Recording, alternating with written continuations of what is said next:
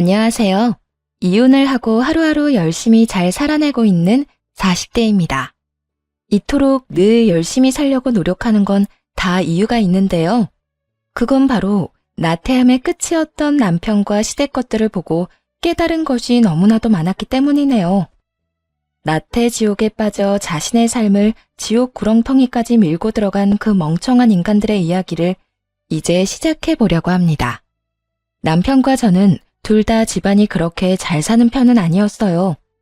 친정, 시댁, 어느 집안의 사정이 더 여의치 않은지 따지는 것조차 무의미할 정도로 고만고만한 집안의 장녀와 차남이었습니다. 그렇게 힘들다 보니 양갓집에서도 그렇고 저희도 그렇고 서로에게 도움을 기대하기는커녕 그저 손만 벌리지 않고 살면 다행이라 생각할 정도였습니다. 사는 것이 그렇게 여의치 않은 와중에도 시모는 시집살이를 모질게 시키곤 했는데요.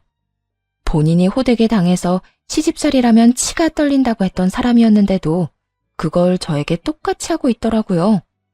시집살이란 게 그렇잖아요. 어떻게 같은 사람으로서, 같은 여자로서 저렇게까지 모질게 대할 수가 있나? 내가 이딴 꼴이나 당하려고 결혼한 것인가? 이걸 도대체 언제까지 참고 살아야 하나? 등등의 생각이 절로 날 만큼 사람을 몰아붙이는 것이요. 시모의 시집살이도 마찬가지였어요. 그중 단연코 가장 이해가 되지 않았던 레파토리는 바로 임신이었네요. 먹고 사는 것도 걱정인 그 당시에 시모는 생각이 있는 것인지 없는 것인지 임신은 언제냐며 사람을 괴롭히는데 정말 미칠 것만 같더라고요.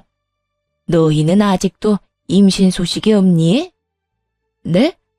어머님, 매번 말씀드렸잖아요. 사정이 여의치 않은데 임신을 어떻게 생각하겠어요? 사정은 사정이고 임신은 임신이지. 넌 매번 말도 안 되는 이유로 핑계를 대더라. 나 봐라. 그 먹고 살기 힘든 시절에도 한 번에 2명 낳아서 이렇게 잘 키우지 않았니? 낳기만 낳으면 애들은 어떻게 해서든 다 커. 그건 옛날 말이고요. 요즘엔 애 하나 키우는데 돈이 얼마나 드는 줄 아세요?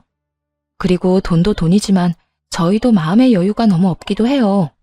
이런 상황에 꾸역꾸역 임신하고 출산하면 저희나 그 태어날 애나 행복할까요? 저희는 돈도 돈이지만 마음의 여유가 좀 더 있을 때 아기 갖고 싶어요. 그러니까 당분간 임신 이야기는 꺼내지 말아주세요. 준비는 무슨 준비야? 낳기만 낳으면 다 알아서 큰다니까. 그리고 네가 뭔데 나한테 말하라 말라 명령질이야? 넌 그냥 내가 하라면 하라는 대로 하면 되지. 하여튼 난 너 볼 때마다 다시 상기시켜 줄 테니 각오하고 있어. 내가 방금 네 말이 괘씸해서라도 임신할 때까지 닥달해버릴 것이야. 네, 시모는 어려운 형편에도 쌍둥이를 키워냈다는 것에 자부심이 있는 사람이었죠. 하도 들어서 귀에 딱지가 않칠 지경이었네요. 게다가 제 말은 들은 척도 하지 않고 같은 말만 반복하기 십상이었고요. 같은 사람인데 저렇게까지 말이 통하지 않고 막무가내로 나오면 정말이지 대화 따위는 하고 싶지 않아지는 거 아세요? 싸움을 하려고 해도 대화가 돼야 싸움을 하죠. 결국 그냥 대화하는 것은 포기해버렸고 시모가 뭐라고 하든 말든 무시해버리는 지경에 이르렀네요. 처음엔 본인의 말을 무시한다고 화를 내던 시모도 일관적으로 계속 무시해버리니 어느 순간부턴 포기했나 보더라고요. 그렇게 나름대로 제 살 길을 찾아가고 있는데 이번엔 남편이 문제를 일으키더군요.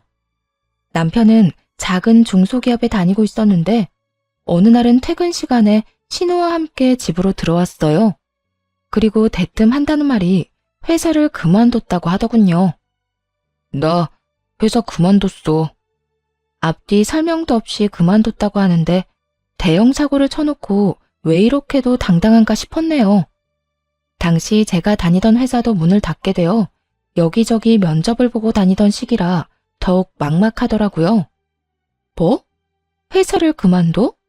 그게 갑자기 무슨 말이야?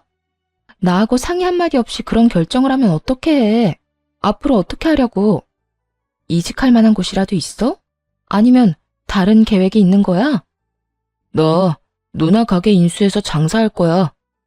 신우이가 갑자기 왜 저희 집에 왔나 했더니 이유가 따로 있었더라고요. 신우이의 가게는 만년 적자만 나는 가게로 그렇지 않아도 없는 시댁 살림을 더 힘들게만 하는 가장 큰 구멍이었습니다. 그런 신우이의 가게를 인수한다니 기가 막혔어요. 굳이 묻지 않고 듣지 않아도 뻔하게 알 수 있는 내막이었죠. 평소에도 게으르고 귀가 얇은 남편에게 신우이가 온갖 달콤한 말로 홀려댔다는 것을요. 평소에도 농담처럼 가게 인수하고 사장님 소리 듣고 사는 건 어떠냐고 말하더니 그것이 결코 농담이 아니었던 것이었죠. 남편에게 절대 안 된다고 그 자리에서 못을 박았고 그렇게나 단호하게 나오자 신우이가 나서서 저를 설득하기 시작하더군요. 옳게. 그러지 말고 잘 생각해봐. 옳게도 지금 취업 안 돼서 면접만 보고 다니고 내 동생도 회사 그만둬버려서 몰릴 수도 없는 상황이라고. 어차피 두 사람한텐 내 가게 인수하는 것밖엔 답이 없어. 형님, 진짜 너무한 거 아니에요? 갈 때마다 파리만 날리는 그 식당을 어떻게 다른 사람도 아니고 친동생한테 떠넘길 수가 있어요? 옳게야말로 무슨 말을 그렇게 해? 우리 가게 내가 몸이 안 좋아서 신경을 못 써서 그렇지. 내가 신경 쓸 땐 그래도 손님 좀 있었다고. 손님이 있긴 뭐가 있어요? 하루 매출 10만 원 넘긴 적 몇 번 없잖아요. 하여튼 전 싫어요. 당신도 헛바람 들지 말고 회사나 알아봐. 이렇게 불같이 화를 냈고 남편은 저를 잡아 끌며 조심스럽게 말을 꺼내놓기 시작했어요. 여보, 이미 늦었어. 돈 다 입금했어. 뭐? 우리가 그럴 돈이 어딨어. 퇴직금 받은 거랑 대출까지 해서 인수했어. 그러니까 당신도 취업 준비 그만하고 나랑 같이 가게에서 일해. 그러면 되잖아. 들어보니 남편은 퇴직하며 받은 퇴직금과 꽤 큰 금액의 대출까지 받아 신우이에게 줘버렸더군요. 인수 금액도 적당한 가격이 전혀 아니었어요. 신우이가 처음에 인수했던 그 가격 그대로 받아 챙겼더라고요. 이건 사기잖아요. 그 상가 가격 완전 헐값된 거 다 아는데 가족끼리 진짜 해도 해도 너무한 거 아니에요? 사기는 무슨 사기야. 상가 인수할 때는 권리금이 필수인 거 몰라? 내가 가족이라 권리금도 안 받아서 내 손해가 얼마나 큰 줄이나 알아? 올케가 몰라서 그러는데 우리 가게 인수하고 싶어서 다들 난리가 났었다고. 그러면 그 사람들한테 넘기세요. 괜히 저희한테 그 짐덩어리 넘기지 마시고요. 뭐? 짐덩어리? 올케, 말 다 했어? 아무리 올케가 화가 났다지만 손윗사람한테 너무 버릇없이 말하는 거 아니야? 손윗사람 대접받고 싶었으면 이딴 짓은 하지 말았어야죠. 저희 힘들게 사는 거 뻔히 알면서 같이 망하자는 것도 아니고 어떻게 동생한테 그딴 짓을 할 수가 있냐고요. 당신도 그래. 이런 짓을 벌일 때는 나한테 한마디 상의라도 했어야지. 사고는 다 쳐놓고 수습은 나한테 하라 이거야? 당신같이 게으른 사람이 어떻게 장사를 한다고 그래. 장사가 그렇게 쉬운 일인 것 같아? 당신 누나 있는 돈 없는 돈 다 거덜내는 거 보면서도 그 가게가 욕심이 났다는 게 난 이해가 안 된다 정말. 화는 다시 남편에게 옮겨갔고 신우이의 말에 고개만 끄덕이고 있던 남편은 어떻게 해서든 저를 설득하려 애쓰더군요. 여보, 나 진짜 열심히 할 수 있어. 회사 다닐 때야 내 회사가 아니니까 아무 일도 하기 싫고 다 귀찮았던 것도 사실이야. 그런데 가게는 내 가게잖아. 가게 망하면 나도 망하는 건데 내가 설마 회사 다닐 때처럼 게으르게 굴겠어? 나 진짜 열심히 살 수 있어. 당신보다 내가 더 가게 위해서 열심히 일할게. 그러니까 이렇게 화만 내지 말고 당신도 좋게 좀 생각해줘. 이미 돈도 다 넣었다니까. 당신이 뭐라고 하든 이젠 못 물러. 다른 건 몰라도 이건 남편의 말이 맞는 상황이었어요. 이미 돈은 다 줘버렸고 다시 되팔자고 하니 손해가 너무 심한 상황. 어떻게 해서든 가게를 잘 꾸려나갈 수밖에 없는 상황이었죠. 일단 형님 가세요. 한동안 형님 안 보고 싶으니까 찾아오지도 말고 연락도 하지 마세요. 뭐? 지금 연이라도 끊고 살자 이거야? 지금 생각 같아선 그러고 싶은데 그게 되겠어요? 그냥 한동안은 좀 보지 말고 살자 이거예요. 형님도 양심이 있다면 한동안 제 얼굴 보는 게 좀 미안해야 하지 않겠어요? 당장 돌아가 주세요. 뻔뻔한 신우이의 등을 떠밀어 집에서 내쫓았고 남편에게 다신 이딴 짓을 벌이지 않겠다는 각서를 받아낸 후 마음을 다잡게 되었습니다. 이왕 이렇게 된 거 제 뼈를 깎아내서라도 잘해보기로요. 그렇게 다짐하고 또 했는데 막상 가게를 가보니 상상 이상으로 더 참혹하더라고요. 그래도 사람들이 먹는 음식을 만들었던 가게인데 너무나도 엉망진창이었거든요. 사람을 따로 쓸 형편은 되지도 않았고 보름을 밤낮 없이 청소만 했습니다. 그리고 또 보름을 벽지도 새로 바르고 테이블도 새로 바꾸고 스스로 할 수 있는 건 다해 가게를 새롭게 단장했죠. 기존의 갈비집이었던 가게는 백반집이 되었고 저렴하지만 푸짐한 먹거리로 무장한 가게로 새롭게 태어났죠. 처음엔 기사분들이 많이 찾아주셨고 감사한 발길이 이어지자 동네 분들도 한 분, 두 분 오시더라고요. 초심을 잃지 말자는 다짐을 지키고자 매일같이 각종 시장으로 가며 질 좋은 식단을 위해 노력했고 무엇보다 청결함을 유지하기 위해 노력하고 또 노력했어요. 그러다 보니 식당은 금세 자리를 잡았고 어느새 대기 인원까지 보유한 가게가 되었죠. 이렇게 전 가게를 위해 밤낮 없이 일하는데 열심히 하겠다며 약속을 했던 남편은 3개월도 되지 않아 또 게으름을 피우기 시작하더군요. 어느 순간부턴 시장도 저 혼자 다니기 시작했고 제일 바쁜 점심시간에도 남편은 화장실을 간다고 나가 아예 돌아오지 않곤 했어요. 어느 날은 전화 한 통하고 오겠다는 사람이 하도 오지 않아 가게를 친정엄마에게 맡기고 집으로 가봤더니 집에서 게임을 하고 있더라고요. 여보, 지금 뭐해? 전화 받으러 간다더니 당신은 통화를 컴퓨터로 해? 여보, 그게 아니라 같이 게임하는 사람들이 있는데 중요한 퀘스트라 빨리 접속하라고 해서 말이야. 이것만 같이 하고 나가려고 했어. 당신 진짜 제정신이야? 먹고 사는 문제가 달린 가게는 내팽개치고 지금 게임을 하고 싶어? 열심히 한다며? 게으름 피우지 않겠다며? 어떻게 당신은 변하지가 않아? 이런 핀잔을 듣고서야 남편은 하던 게임을 끄고 반성하는 척을 하기 시작하더라고요. 눈도 마주치지 않고 고개를 숙이곤 그저 제 말을 듣고만 있더군요. 계속 이런 식으로 할 거야? 이게 뭐야? 당신 찾는다고 가게는 엄마한테 맡겨놓고 나왔어. 이게 무슨 시간 낭비냔 말이야. 한참 쓴소리를 듣고 있던 남편은 무언가 결심한 듯 말을 꺼내더라고요. 여보, 내가 생각을 많이 해봤는데 아무래도 장사는 나하고 안 맞는 것 같아. 사람 대하는 것도 너무 불편하고 그렇다고 요리를 잘해서 주방 일을 할 수 있는 것도 아니고 설거지를 하자니 너무 힘들어서 못하겠어. 그래서 말인데 나 다시 취업 자리 알아보려고.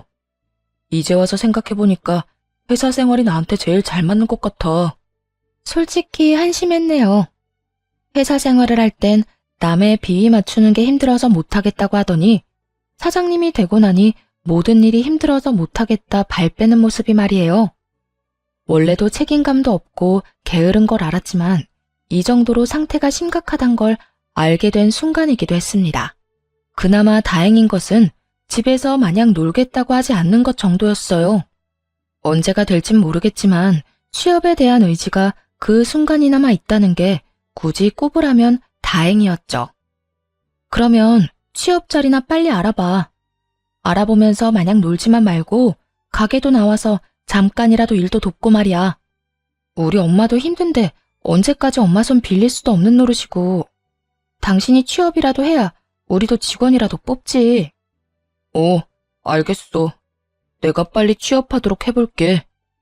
남편은 또 대답 하나는 기가 막히게 잘했고 혼자 전전긍긍하며 집안과 가게를 꾸려나가기 시작했습니다. 그렇게 시간은 속절없이 흐르는 와중에 남편은 취업이 되지 않고 있었어요. 처음엔 여기저기 이력서를 내고 면접을 보러 다니던 남편도 어느 순간부턴 포기를 했는지 면접 본다는 이야기도 하지 않더라고요. 그렇다고 해서 가게에 나와서 일을 돕는 것도 아니었고, 낮엔 잠만 자는 것인지 밤만 되면 시끄럽게 굴어 하루가 멀다고 다툼이 일어나곤 했어요. 안 자? 지금 시간이 몇 시인데 라면을 끓여 먹어. 배고파서 그러지. 이것만 먹고 잘 거니까 먼저 자. 이렇게 시끄럽게 구는데 내가 어떻게 잠을 자? 그러게, 내가 아까 밥 먹으라고 했잖아. 그땐 먹지도 않더니 이게 뭐야? 그렇지 않아도 피곤해 죽겠는데. 그만 좀 해라. 내가 진수성찬을 차려 먹는 것도 아니고 고작 라면 하나도 내 마음대로 못 끓여 먹냐? 누가 먹지 말래? 이 꼭두 새벽에 시끄럽게 먹지 말고 저녁 먹을 때 먹든지 낮에 먹든지 하란 말이야. 그리고 당신 요새 뭐 하길래 이렇게 밤에 잠도 안 자고 시끄럽게 굴어? 보니까 해 뜨면 자는 것 같던데 그렇게 해서 취업은 언제 하겠다는 거야? 내가 하고 싶다고 쉽게 취업이 되는 줄 알아? 나도 취업하고 싶은데 마음처럼 잘 안 되는 걸 어쩌란 거야. 취업이 안 되면 가게라도 나와야 할 거 아니야. 낮에는 자고 밤에는 사람 잠도 못 자게 시끄럽게 굴고. 이럴 거면 취업하지 말고 다시 가게 나와. 나와서 뭐라도 하라고. 그만 좀 해, 제발. 안 먹을게. 안 먹고 밤에 조용히 할 테니까 잔소리 좀 그만해. 나도 숨 막혀. 나도 답답하다고. 그러니까 사람 좀 그만 잡아. 남편은 도리어 큰 소리를 치며 라면 냄비를 싱크대에 던져버리더니 자리를 피해버리더군요. 하고 싶은 말이야 밤을 새워도 모자랄 지경이었지만 더는 따질 힘도 남아있지 않았어요. 생활을 위해 조금이라도 자고 일을 해야 했으니까요. 일손이 부족한 가게와 나태한 남편 때문에 그렇지 않아도 힘든 나날들을 보내고 있는데 개업했을 때도 오지 않던 시모와 시누이가 가게로 찾아왔더라고요. 파리만 날리던 전과는 달리 손님으로 꽉 찬 가게 안을 둘러보는 두 사람에게서 군침 흘리는 소리가 제가 일하던 주방까지도 다 들려오더라고요. 그런 두 사람을 신경도 쓰지 않고 손님 맞이에 정신이 없었고 바쁜 시간이 지나가고 두 사람을 찾으니 언제 돌아간 것인지 보이지 않더라고요. 늦은 밤 가게를 정리하고 집으로 돌아가니 시모와 시누이 그리고 남편 놈까지 둘러앉아 작당 모의를 하고 있더군요. 네, 여러분이 지금 생각하시는 그것 맞습니다. 가게를 내놓으라고 하더군요. 올케, 오늘 보니까 그 식당 올케가 감당하긴 버거워 보이던데 다시 나한테 넘겨라. 그래, 너 보니까 너무 힘들어 보이더라. 그러지 말고 네 시누이한테 다시 가게 넘기거라. 어차피 그 가게 네 시누이 가게였지 않니? 당신 계속 힘들다고 했잖아. 엄마랑 누나가 지금 가게 넘기면 권리금 1,000만 원도 챙겨준대. 완전 이득이잖아. 이참에 당신도 가게 넘겨버려. 인간들이 어떻게 이렇게까지 양심이 없을 수가 있는지 어이가 없어 욕도 나오지 않았어요. 하긴 남편 놈도 저 지경인데 누구한테 뭘 바라겠어요? 제 가게는 제가 지켜야죠. 웬일로 가게까지 왔나 했더니 이런 말이나 하려고 온 거였어요? 그냥 우리는 올케 얼굴도 볼 겸 해서 갔는데 올케가 너무 힘들어 보이기도 하고 바쁜 것 같아서 그냥 돌아왔지. 그래도 오랜만에 보러 온 건데 그냥 가기도 그래서 여기서 기다리고 있었고 말이야. 그렇게 힘들어 보이면 테이블이나 한번 닦아주고 가기라도 하지 그랬어요. 그리고 저요, 아무리 힘들어도 이제 와서 가게 넘길 생각 전혀 없어요. 그러니까 남의 가게에 괜한 군침 흘리지 마세요. 개판 5분 전인 가게 넘길 때는 언제고 이제 와서 1,000만 원 더 줄 테니 다시 내놔라. 그러면 제가 넙죽 넘길 줄 알았나 본데 꿈도 꾸지 마시라고요. 시누이는 일단 제 길을 꺾어놓고 시작해야겠다 싶었는지 급하게 제 말투를 트집 잡으며 친정까지 들먹이기 시작하더군요. 올케, 저번부터 말이 너무 심한 거 아니야? 나한텐 그렇다 쳐도 우리 엄마도 있는데 이딴 식으로 말하는 건 아니지. 올케는 친정에서 가정교육도 안 받고 시집 왔어? 아니면 올케네 친정에선 어른한테 그딴 식으로 말해 라고 가르쳤어? 그러는 형님은 가정교육 잘 받은 사람처럼 보이는 줄 아세요? 형님은 지금 가정교육은커녕 의무교육도 받지 못한 사람처럼 굴고 있다는 거나 아세요? 신우이는 이 말에 얼굴을 붉히며 물러났고 이번엔 시모가 언성을 높이며 화를 내더군요. 너 지금 나 들으라고 하는 말이니? 이게 요즘 별말 안 했더니 시댁 무서운 줄 모르고 날뛰는구나. 나 때는 시댁에서 하라고 하면 군소리 하지 않고 다 했어. 그러니까 너도 우리 집 가풍에 따라서 내가 하라는 대로 하면 되는 거야. 돈 1,000만 원 더 얹어준다고 할 때 그 가게 내놓거라. 가풍이요? 남들이 들으면 재벌집 며느리라도 되는 줄 알겠네요. 그리고 어머님 때에는 어떻게 했는지 모르겠지만 전 이제 그렇게 살 생각 없어요. 살면서 도움 한 번 준 적도 없으면서 골칫거리일 땐 버리고 도움이 될 것 같으니까 이제 다시 내놓으라는 그딴 가풍 이어나가고 싶지도 않고요. 그러니까 그렇지 않아도 피곤한 사람한테 헛소리 그만하고 돌아가 주세요. 너 지금 헛소리라고 했어? 이게 진짜 버릇없이 너 정말 나한테 호되게 혼나봐야 정신을 차릴 거야? 어머님, 저 이때까지 어머님 무서워서 참았던 거 아니에요. 대화가 안 통하니 그냥 대꾸를 안 한 것뿐이라고요. 시간 낭비하기 싫으니까요. 그런데 어머님이 계속 이런 식으로 저 괴롭히잖아요? 그러면 저도 가만히 있지 않을 거예요. 저 역시 어머님 괴롭히고 무슨 수를 쓰든 못 살게 굴 거라고요. 아들, 이 물건 좀 봐라. 이것이 이제 돈 좀 번다고 날 협박까지 한다. 내가 이러고 살아야 하니? 시모는 평소와는 달리 제가 강하게 맞서고 나서자 남편에게 상황을 떠넘겨버리더라고요. 남편은 시모가 울 것 같은 표정을 지어 보이자 남편은 저를 향해 분노를 표출하기 시작했죠. 당신 진짜 너무하네. 아무리 화가 났다고 해도 우리 엄마랑 누나한테 무슨 말을 그따위로 해?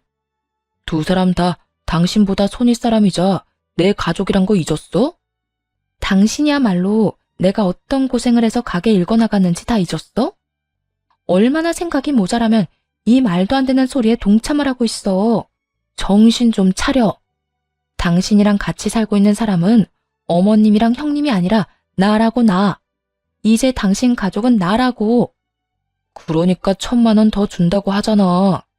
그 1,000만 원 받아내고 당신은 다른 곳에 다시 차리면 되는데 왜 일을 이렇게 시끄럽게 만들어? 그냥 돈 더 준다고 할 때 조용히 물러나. 그래, 우리가 1,000만 원 더 준다니까. 옳게, 그러지 말고 마음 좀 돌려 먹어라, 응? 다 옳게 생각해서 이러는 거야. 가게 그거 내가 해봐서 아는데 보통 일이 아니라고. 오래 하면 몸에 골병만 드는 거야. 그러니까 돈 더 준다고 할 때 그냥 넘겨. 대화를 나누면 나눌수록 머리가 아파지는 것이 더는 꼴도 보기 싫더라고요. 아무런 대꾸도 하지 않고 시모와 시누이를 차례로 집에서 내쫓아버렸어요. 그러자 남편은 언성까지 높이며 화를 내더군요. 진짜 뭐하는 짓이야? 당신이 뭔데 우리 집에서 우리 엄마랑 누나를 내쫓아? 당신 집만 돼? 내 집도 돼.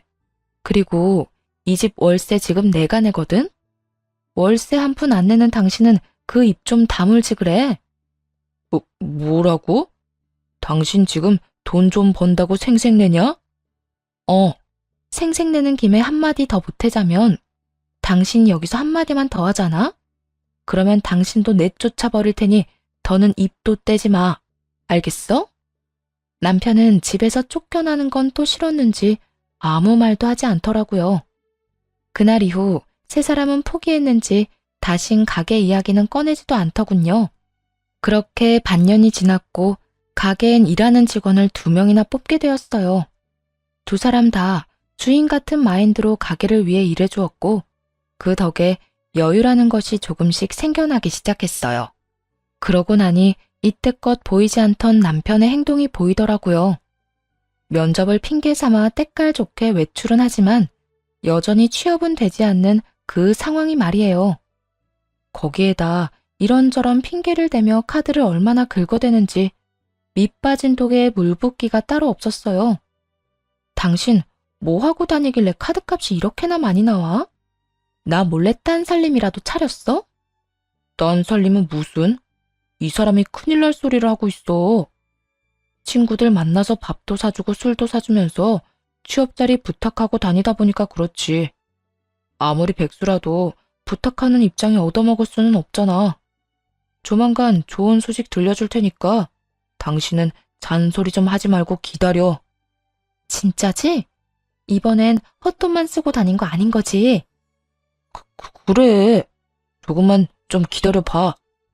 그렇게 도대체 뭘 하고 다니나 의심만 가득하던 어느 날, 우연히 남편의 휴대전화에서 카드 이용 내역을 보게 되었어요.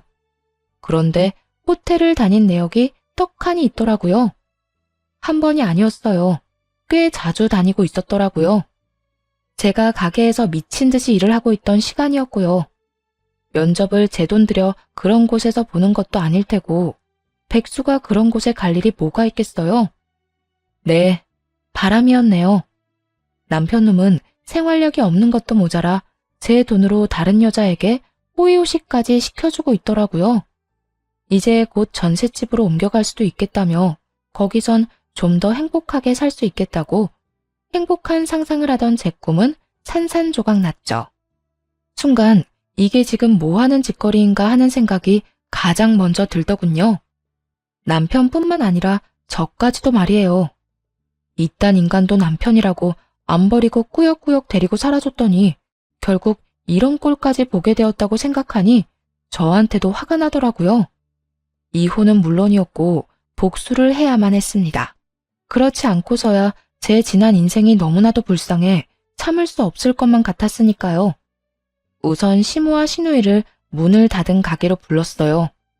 가게 문제로 상의할 것이 있다고 하니 그 늦은 밤에도 불이 나게 가게로 왔더라고요. 옳게, 우리 왔어. 가게 일로 상의할 게 있다니 그게 도대체 뭐야? 그래, 무슨 일이길래 이 야밤에 노인네를 오라가라 한 건지 드러나 보자. 별거 아니면 아주 콩구녕 날 줄 알아? 시모의 날선 말들에 그나마 눈치가 빠른 시누이는 다급하게 시모에게 눈치를 주더라고요. 괜히 기분 상하게 해서 될 일에 재빠뜨리지 말란 뜻이었죠. 시모도 그런 시누이의 신호를 알아차렸는지 입을 꾹 닫은 채 저를 보기 시작했어요. 그런 두 사람을 보며 최대한 아쉽다는 말투로 이렇게 말했어요. 가게요. 형님한테 넘길게요. 직원까지 구해서 어떻게 해서든 꾸려나가 보려고 했는데 아무래도 무리라서요. 몸도 힘들기도 하고 마음도 좀 지친 상태예요. 이 말을 들은 시모와 시누이는 한바구음을 지어 보이더라고요. 특히 시누이가 얼마나 기뻐하는지 금방이라도 자리에서 일어나 방방 뛸 태세였죠. 정말?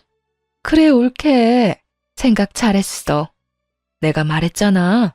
장사 이게 은근히 힘들다니까. 오래 하면 몸 축나는 건 물론이고 말이야. 그러게, 그때 나한테 넘겼으면 좀 좋았어. 그럼 몸고생, 마음고생도 덜했지. 그런데 조건이 있어요. 1,000만 원 아니고 3,000만 원 주세요. 여기 오픈하고 이때까지 하루도 빠지지 않고 작성한 매출 내역이에요. 보면 알겠지만 저희 매출 꾸준히 상승 중이고 3,000만 원이 지금은 커 보이겠지만 계산해보면 전혀 그렇지도 않다는 거 금방 알 수 있을 거예요. 1,000만 원이 아니라 3,000만 원을 요구하자 시모와 시누이는 쉽게 대답하지 못하고 서로 눈치만 살피더라고요. 이대로 두면 일을 그르치겠다 싶어서 두 사람을 다그쳤네요. 싫으세요? 싫으시면 그냥 안 하셔도 돼요. 어차피 정 가게 넘길 생각이고 굳이 형님이 아니라도 이 가게 탐내는 사람들은 많거든요. 사실 5,000만 원까지 준다는 사람도 있었는데 형님 생각해서 싫다고 했었어요. 그러니까 부담되는 금액이면 그냥 안 넘겨받으셔도 돼요. 그렇게 되면 전 오히려 더 좋긴 하거든요. 더 큰 금액이 제 입에서 나오자 시누이보다 시모가 더 안달이나 손을 붙잡고 난리를 부리더군요. 아, 아니야. 우리가 하마. 그 3,000만 원 우리가 줄 테니까 그냥 우리한테 넘기거라. 다른 사람한테 넘기면 절대로 안 된다. 돈 2,000만 원으로 가족끼리 얼굴 붉힐 일 만들지 말라니 말이야. 그래, 옳게. 우리가 할게. 그러니까 조금만 기다려줘. 사실 돈이 없어서 대출 좀 알아봐야 하거든. 알겠어요. 그런데 될 수 있으면 빨리 좀 마련해서 주세요. 저도 지금 많이 지쳐서 하루라도 빨리 정리하고 싶거든요. 마지막까지 그렇게 혼신의 연기력을 선보였고 두 사람은 빨리 돈을 구해오겠다며 마지막까지 신신당부하고 가게를 나가더군요. 그리고 며칠 뒤 두 사람은 돈을 마련해왔고 그렇게 가게를 신우이에게 무사히 넘기게 되었죠. 3천만 원의 이득을 챙기고서 말이에요. 돈은 챙겼고 이젠 남편의 차례였어요. 제가 집에서 버티고 있자 외출도 마음대로 하지 못하고 눈치만 살피던 남편놈을 불러다 앞에 앉혔어요. 왜? 뭐? 할 말 있어? 당신 바람 피우고 있더라? 뭐? 당신 꿈 꿨어? 내가 바람은 무슨 바람이야? 남편은 되지도 않는 연기를 하며 딱 잡아댔지만 이미 남편의 휴대전화에서 찾은 증거들이 가득한 상태였어요. 이거 보고도 아니란 말이 나와? 이건 사진이고 이건 두 사람이 나눈 대화. 이래도 아니야? 남편은 증거들을 살펴보는가 싶더니 이내 다 체념했던 목소리로 이렇게 말하더군요. 그래, 나 바람났어. 차라리 잘 됐어. 그렇지 않아도 당신 속이고 다니는 것도 힘들었는데 이혼하자. 어차피 우리 서로한테 남은 감정도 없잖아. 그런데 당신 가게도 넘겼다면서 나랑 이혼하고 어떻게 살려고 그래? 혼자 잘 살 수나 있겠어? 뭐, 만약에 당신이 나 바람 피우고 다니는 거 눈 감아준다고 하면 당신이랑 좀 더 살아줄 의향도 있으니까 원하면 말해. 내 살 길은 내가 알아서 찾을 테니까 당신이나 똑바로 잘 살아. 이혼도 빨리 해주고 말이야. 일단 이 집에서 먼저 좀 나갈래? 난 누구와 달리 비위가 약해서 역겨운 사람이랑은 한순간도 같이 있질 못해서 말이야. 그래, 나가줄게. 나가주는데 후회하지 마라. 절대 후회 안 할 테니까 조용하고 빨리 나가. 그 후 이혼은 비교적 빠르고 순조롭게 진행되었습니다. 상간녀 소송도 물론 잘 끝이 났어요. 양쪽에서 위자료를 다 받아냈고 그 덕에 전 남편은 빚쟁이가 돼버렸죠.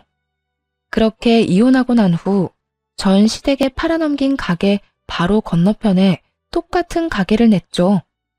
전 남편과 상간녀는 살림이라도 합쳤는지 전 시누이를 도와 가게 일을 돕고 있더군요.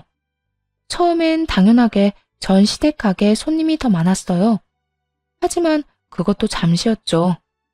식재료와 청결을 가장 중요하게 여기던 저와는 달리 재료비를 아끼느라 식재료는 형편없는 것들만 골라 쓰는 것도 모자라 위생 상태 역시 신경조차 쓰지 않는지 전 시누이의 가게에는 손님이 눈에 띄게 줄어들기 시작하더라고요.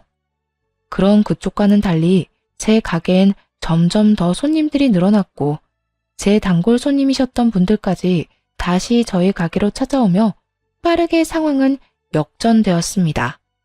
상황이 그렇게 되자 시모와 시누이, 전 남편과 상간녀까지 제 가게를 염탐하기 위해 찾아왔고 그곳에서 다시 만나게 되었죠. 저를 본 전 시누이는 화를 내며 난동을 피우기 시작하더군요. 이게 무슨 상도덕도 없는 짓거리야? 돈 받아 가게 팔아넘기고 이혼까지 했으면 저 멀리 가서 쥐 죽은 듯이 살기나 하지.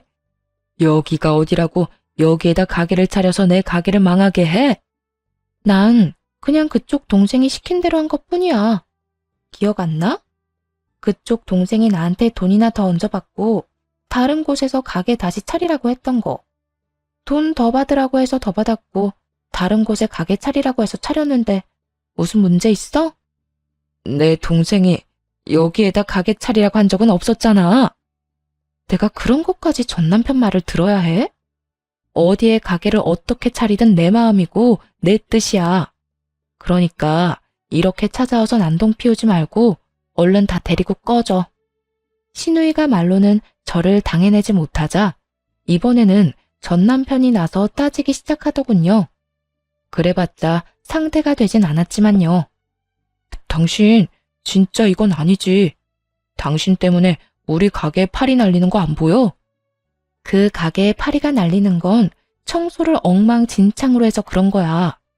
제발 청소 좀 해라. 그래도 음식 파는 가게 꼴이 그게 뭐니? 여기서 봐도 먼지 굴러가는 게 다 보이려고 해. 그런 말이 아니잖아. 진짜 파리가 날리는 게 아니라 그만큼 손님이 없다는 뜻이라고. 여기서 우리 일 망하게 하지 말고 다른 데 가서 다시 열어. 당신은 다른 곳 가서도 얼마든지 잘해낼 수 있잖아. 야, 말은 똑바로 해라. 너희가 음식만 제대로 하면 식당에 손님이 뚝 끊기기야 하겠니? 아무리 내가 자리를 잘 잡아놓으면 뭐래? 재료값 아끼겠다고 음식물 쓰레기로 음식을 만들어내니 그 모양 그 꼴로 망하는 거야. 네가 봤어? 우리가 재료값 아낀다고 그딴 걸로 요리하는 거 네가 봤냐고. 꼭 봐야 알겠니? 그동안 너랑 네 집안 것들이 한 짓거리만 봐도 뻔하거든? 그러니까 여기 와서 추저분하게 염탐질이나 하지 말고 시장이나 가서 재료 연구나 좀 해. 그래, 너 잘났다. 당신은 꼭 이런 식이야. 뭐든 다 아는 척 사람 아래 두고 깔보는 거 말이야. 내가 왜 당신 버린 줄 알아? 당신이 이 모양 이 꼴이니까 버리고 딴 여자랑 사는 거라고. 너는 네가 날 버렸다고 생각하니? 감히? 넌 누굴 버릴 능력 자체가 안 되는 놈이야. 네 몸 하나도 감당 못하는데 누굴 버릴 주제나 되겠니? 이게 진짜 곱게 말로 했더니 남자 무서운 줄 모르네. 내가 세상 다른 사람들은 다 무서워도 너는 겁 안 나. 나 지금 경찰에 신고하려고 하는데 가게 말아먹은 것도 모자라 인생도 말아먹고 싶으면 계속 있어. 알겠지? 경찰 이야기를 듣고서야 전 시댁 것들과 상간녀는 뒷걸음질을 치며 돌아가더군요. 다른 사람도 다른 사람이었지만 그때 상간녀의 표정을 잊지 못하고 있어요. 절망스러움과 함께 보이는 무언가 잘못돼도 한참 잘못되었다는 그 표정 말이에요. 시모의 시누이 시댁살이도 장난이 아닐 텐데 잘 나가는 줄 알고 결혼한 남편까지 그 모양 그 꼴이니 아차 싶었겠죠. 하여튼 얼마 지나지 않아 도저히 안 되겠다 싶었는지 업종을 바꿔버리더군요. 한번 망해먹은 고깃집으로 말이에요. 하지만 그것도 오래 가진 않더군요. 불과 일주일도 되지 않아 점심시간조차 손님 한 테이블 없는 망해가는 가게가 되었으니까요. 사람이 먹는 음식을 팔겠다는 사람이 가장 중요한 것도 지키지 않으면서 무슨 장사를 하겠다는 건지 이해는 되지 않았지만 더는 제가 상관할 문제가 아니었죠. 그저 그 상황이 통쾌할 뿐이었어요. 제가 알기론 전 시누이는 가게 판 돈도 꽤 까먹은 뒤였고 권리금의 인수금액을 마련한다고 유일한 재산이었던 전 시댁까지 처분한 걸로 들었어요. 가게가 저 모양 저 꼴이니 모든 게 다 계획했던 대로 흘러가고 있었죠. 거기에다 상간녀까지 저를 도와주더라고요. 어느 순간부터 상간녀가 보이지 않는다 싶더니 어느 날은 가게 앞에서 머리채를 잡히고 있더군요. 야 이년아, 네가 뭔데 우리한테 위자료 소송을 걸어? 너 같은 불륜녀, 내 아들이 데리고 살아주는 것만 해도 고맙다고 생각하고 살아야지. 뭐? 내가 막말을 해? 내 아들이 생활력이 없어? 내 딸이 돈도 안 주고 부려먹었다고? 어디 멀쩡한 사람 모함하고 난리야? 이거 나요. 이거 놓으라고요. 내가 틀린 말 했어요? 어머님 지금 행동만 해도 위자료 받고 남을 행동해. 저 인간은 생활력이라고는 쥐뿔도 없어서 비좁아 터진 시댁에 얹혀 살고 형님은 날이면 날마다 사람 부려먹으면서 돈 한 번 준 적 없잖아요. 내가 이러려고 불륜녀 소리 듣고 위자료까지 날려가면서 이 결혼을 한 줄 알아요? 그러게, 누가 가정 있는 남자 만나라고 했어? 네가 좋아서 내 아들 만났잖아. 위자료? 그 위자료는 내가 니년한테 받고 싶은 심정이야. 네가 내 아들 꼬시지만 않았어도 내 아들이 능력 좋은 내 며느리랑 이혼할 일 따윈 없었다고. 내가 먼저 꼬신 적도 없거든요. 저 인간이 먼저 비싼 물건 사주면서 나 꼬신 거라고요. 정말 난리도 그런 난리도 또 없더라고요. 전 신고의식이 투철한 시민답게 경찰에 신고를 해주었고, 전 시모는 끝까지 자신은 잘못한 것이 하나도 없다고 악다구니를 쓰며 끌려가더군요. 이렇게 통쾌한 복수가 될 거라곤 생각 못했는데 10년 묵은 채증이 다 내려가는 기분이었어요. 그 후 며칠 가게 문도 열지 않고 조용하다 싶었는데 다시 작당 모의를 했는지 세 사람이 가게로 찾아왔더라고요. 또 무슨 일인가 싶어 시선을 주니 세 사람은 누가 먼저라고 할 것도 없이 무릎을 꿇고 빌기 시작했어요. 여보, 진짜 잘못했어. 당신만한 사람이 없는데 내가 정말 미쳤었나 봐. 뭐? 여보? 쳤니? 이제 와서 왜 이래? 뭐 잘못 먹기라도 했어? 그리고 네 마누라는 어쩌고 나한테 와서 이래? 옳게. 그렇게 날카롭게 굴지 말고 내 동생 사과 좀 받아주라. 응? 그 여자는 이제 이혼할 거고 여러 일 겪으면서 내 동생 반성 많이 했어. 그동안 올케한테 말을 못해서 그렇지. 얘 밤마다 올케 이름 부르면서 울더라니까. 내가 진짜 속상해서 혼났다고. 엄마도 봤지? 얘 밤마다 우는 거. 그럼 밤마다 네 이름 부르면서 우는데 나까지 눈물이 다 나서 혼났다. 그러니까 아가, 화는 이 정도로만 내고 이만 용서해 주거라. 이 정도 했으면 할 만큼 하지 않았니? 다 화나지만 특히 전시모의 말이 제일 화가 나더군요. 전시모는 마치 제가 전 남편의 고삐라도 잡고 싶어 이 모든 일을 벌였다는 듯 말하고 있었어요. 제가 한가한 사람도 아니고 그런 착각을 한다는 자체가 황당하고 어이가 없었어요. 아줌마, 착각은 집에 가서 거울 보고 혼자 하세요. 나 아줌마 아들 다시 데리고 와서 살 생각 전혀 없어요. 내가 그 집구석에서 어떻게 벗어났는데 미치지 않고서야 또 거길 들어가겠어요? 거기에다 이젠 집도 없잖아요. 아우, 난 싫어요. 그러니까 나한테 빌붙을 생각하지 말고 본인 삶은 본인들이 책임 좀 지고 삽시다. 빈대도 이 정도로 염치 없는 짓은 안 한다고요. 말이 얼마나 술술 잘 나오는지 제가 한 말에 제가 감탄이 다 흘러나오더라고요.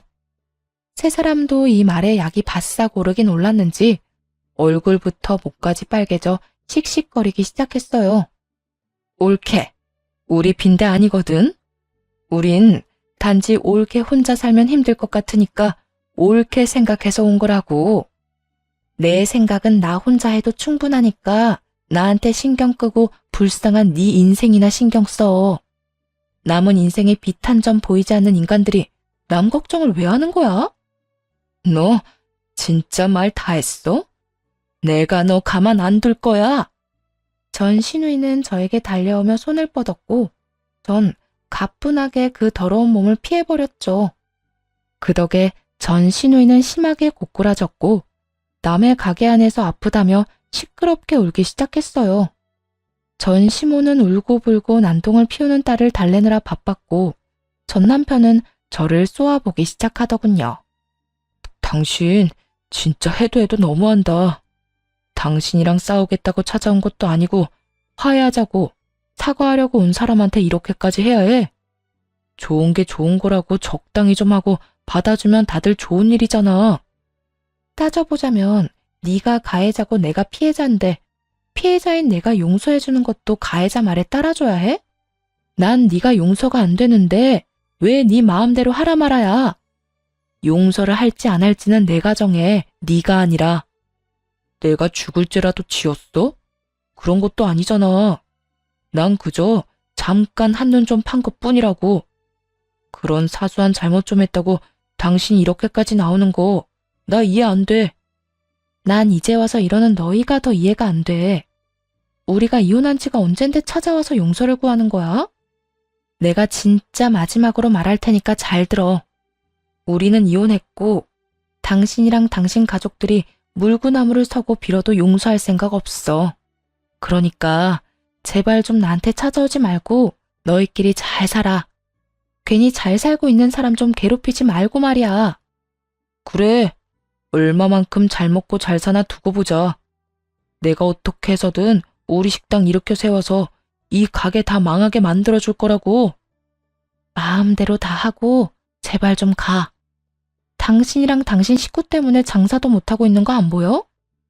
고함을 지르며 세 사람을 쫓아내려고 했고 전 신우에 이어 전 시모까지 그 자리에 주저앉아 대성통곡을 하기 시작하더군요. 장사를 방해하려고 하는 고의적인 마음이 눈에 훤히 보이더라고요.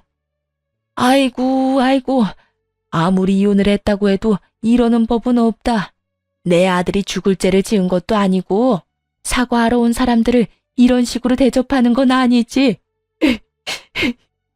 그쪽들은 어떻게 생각할지 몰라도 저한테는 외도가 아주 큰 죄예요. 제가 이 사람이랑 결혼하고 어떻게 살아왔는데 어떻게 그런 저를 배신하고 그딴 짓을 해요? 그래놓고 이제 와서 뭐? 다시 잘 살아보라고요?